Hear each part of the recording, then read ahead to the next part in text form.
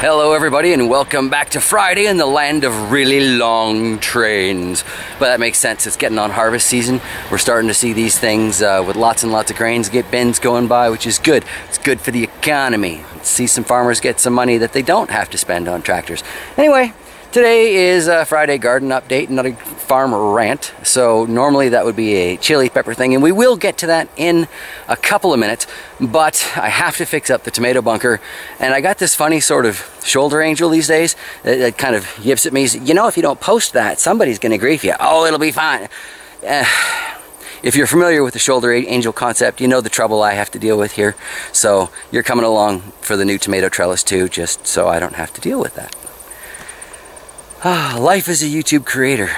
Can you get more insane? Possibly. But at least this is a harmless sort of insanity. Right, carrying on. So here we have the sod bunker garden that this year has the 3 tomatoes in it, right? And like this one here, it's not the most productive tomato, so it actually does look the best right now, because beside it, these ones that are burdened with a lot of tomato weight are flopped down, crushed. They have, in a couple of cases, folded over the thin wire of the tomato cages, and I think this one may have fully bent a whole new shape into that tomato cage. We may not get that thing out again till fall.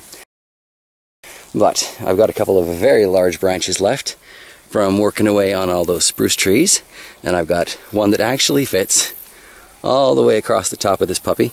So hopefully the lovely Shocks will do some camera work for me, and I can show you step by step how I'm getting this done. Now you may be wondering, why am I looking at a pile of copper wire on some squash plants? I'm looking at some squash plants. The copper wire on the squash here does serve a function, because that dollar store string that I used for those tomato trellises that I'm still grooving on but not finished doing, not going to be strong enough for this by any means, but copper wire, this should do the trick. Don't worry, I won't be using this for tomatoes. We have a couple voluntold sheets that have been on the porch for a couple years, so it's not like they're ever going on a bed again. Just show you really quickly here my redneck solution. Just tied it around the cross beam first, then brought it to my standing beam, wrapped it around. Seems to work well for now. I will find a way to tighten this up later, but starting off, just wrapped it around, tied it up, left myself plenty of extra. More on the second one because, you know, I had a little bit of experience. But now, time to put this one up too. And then it starts, right? Twigs all over my yard. Crazy. Okay, so it turns out we've got 2 problems with this basic plan. First of all is the copper wire broke, because I guess I tightened it too tight, or it was just too flimsy or whatever. I mean, it is just copper. I thought it would hold, wasn't going to do the trick. And the one that I really should have seen coming, because this bunker is so loose inside, it's mostly just grasses and stuff, right? This really wasn't holding itself up very well. Kind of flopped over. Shocks had to come running to try and save it. This was just not destined for success. So we went to the trash to treasure pile, which some of you may be familiar with from other videos, and we have this thing. Weird looking thing that it is. And I'm looking at the tomatoes, and as much as I enjoy symmetry, the one on the left here seems to be doing well as a bush style tomato. It's gotten to a nice size, it's spread out, it's not climbing, it's not really flopping, it's not too terribly problematic. What is this? Red Ghost. It is not a red ghost pepper. Did I switch that? Bush beefsteak improved. Alright, so I don't think this bush is having a problem with the cage, so I'm going to leave that one in there. We are going to do some pruning, but I'm going to put this freakish assembly here, whatever its original purpose was. It's a tomato hanger now. We're going to try and shove that puppy down as far as Shocks and I can get it into the center between the Celebrity Hybrid and the Better Boy, and then we're going to try and tie it up with some sheet strips, but you know, one step at a time. So here we go. Alright, how awkward and wrong does that look? We'll balance it out. Hopefully it won't look so bad when we're done. Good Lord, it's a cooker today. Alright, time to cut up some strips of old sheets. Well, we've sort of got it in there, staked in the middle. unexpected bonus of sod bunkers. They're really easy to send your side stakes in for like tent post style supports. Now it's just a matter of weaving the tomato through all this. Might look a little ridiculous when it's done, but it'll breathe better and I might get some red in there. So really, who cares about how it looks? It's about how it tastes. Alright, well this is where we're going to leave it for now. I've been told I should go inside, take a break from the heat. It's probably a very good suggestion. Clipped a fair bit of greens out of all of that. Unfortunately found quite a few tomatoes showing signs of blossom end rot. Like this one here.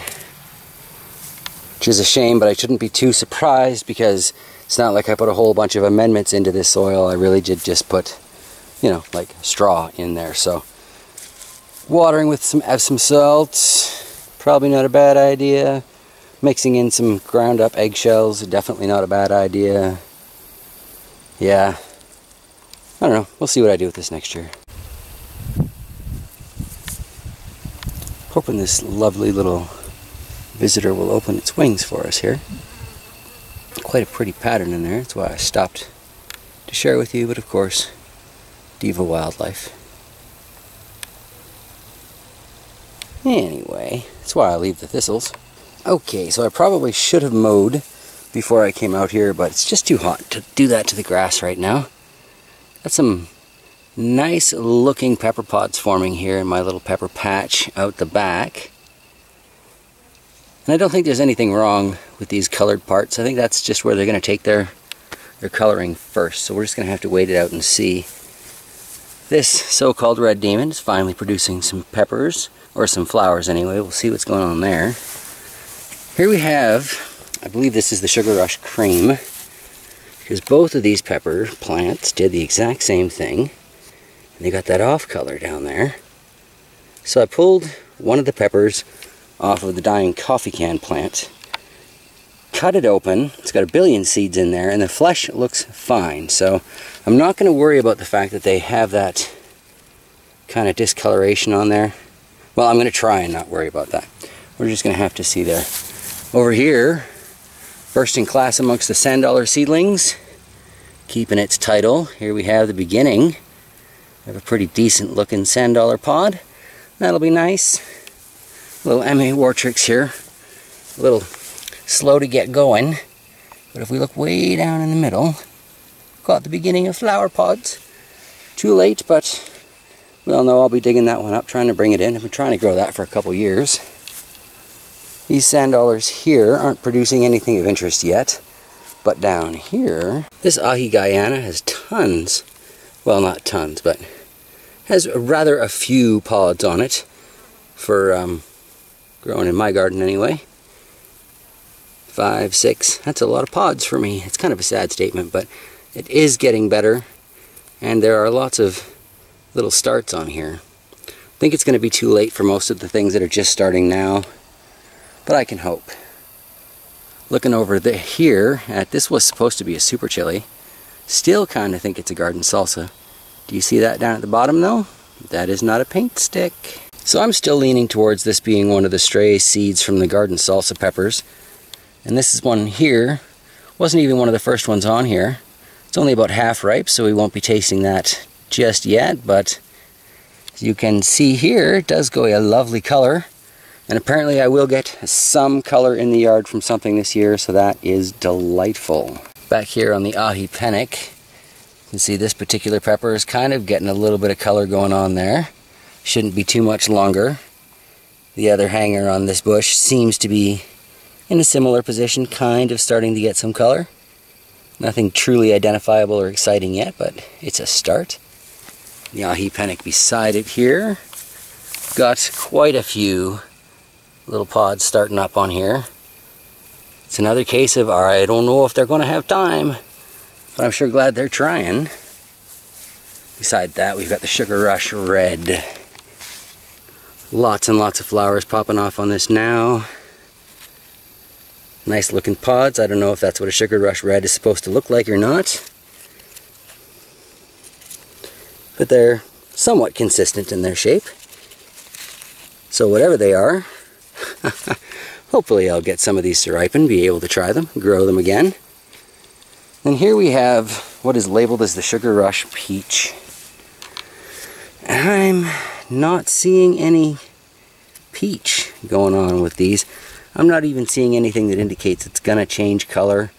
I'm starting to wonder if maybe I got the seeds mixed up and this is a Sugar Rush Cream. So this being the oldest pepper on here that was left me by whatever rodent. I noticed they haven't come back for another one. I'm gonna try this one here a little bit later on, possibly in a live stream tonight. I got a few things to try perhaps. Don't want to make it too late though, because I know others are coming on and I don't want to interfere with that.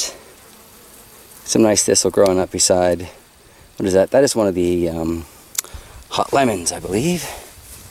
Wander on over on my knees here. This heat wave has not been good to this particular pepper plant. Got a little pepper in there. This one beside it, also a hot lemon. This, I believe, had our first example of one of the pods. Here we go. I still think that looks an awful lot in shape like what I see referred to as the Yahi lemon drops. We'll see as this flushes out and then flavors out. Hopefully I'll get at least one ripe pepper from these three. Try again next year. You know, that's the way it goes with gardening for me, right? It's all about learning. I mean, there is nothing in life that you should say, I've learned everything there is to learn about, and gardening is definitely an example of that. Let's check out some of the peppers out front. So, scanning quickly these three that are in the soil up front, the Red Demon seems to be having the hardest time dealing with the heat, because it gets very, very warm in this section. And this most often looks like kind of a sad little wilted pepper. Now this Paper Lantern here, habanero pepper, this thing, yep, just like you said, it is exploding with peppers all over the place. And they've got some pretty consistent shapes to them. We've still got this beauty down here at the bottom. Excited, terrified, waiting on that to take some color. You know that's going to have to be a live stream taste test. But there are plenty of them on here.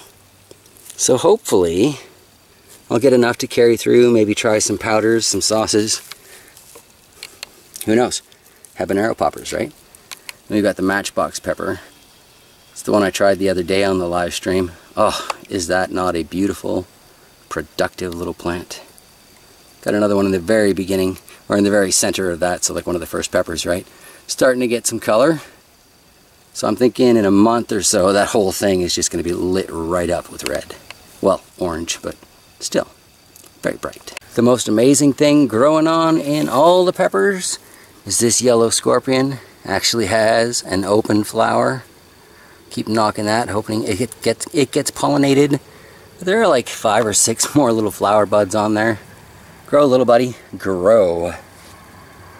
Here we've got the 2016 Sandwaller beside it. I don't see a pepper that's advanced as the one on the seedling.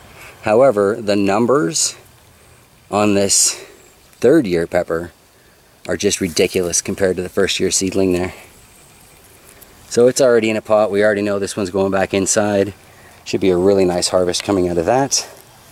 Hopefully it lives through the winter again. Just gonna have to wait and see. This poor Ahi Calabaza is definitely suffering. Some of the newer peppers kind of look okay, but anything that's been on here for like a week or so just gets ravaged. I don't know what's going on there, because right beside it we've got the Yahia Huchapan. It's just fine, busting out new flowers and new baby peppers all over the place. We've still got our waterfall going on here. Starting to get some yellow towards orange going on with this one. That's nice. We saw from the windowsill one though, it can develop a lot more color than that, so ripen up, my little friend. And then of course, say it along with me, we all know what pepper this is, don't we? Here we've got the most ripe one so far. This heat wave has been very good for this. Should advance its ripening by at least a couple of days. So that one will be coming up for a taste testing soon. And yeah, seed saving. So, there we go. It's a quick look at the chilies. Well, quick-ish.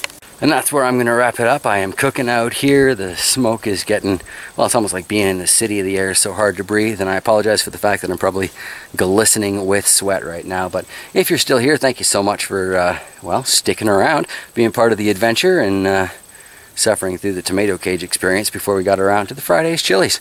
All right, tomorrow is a whole new day. I'll see you then.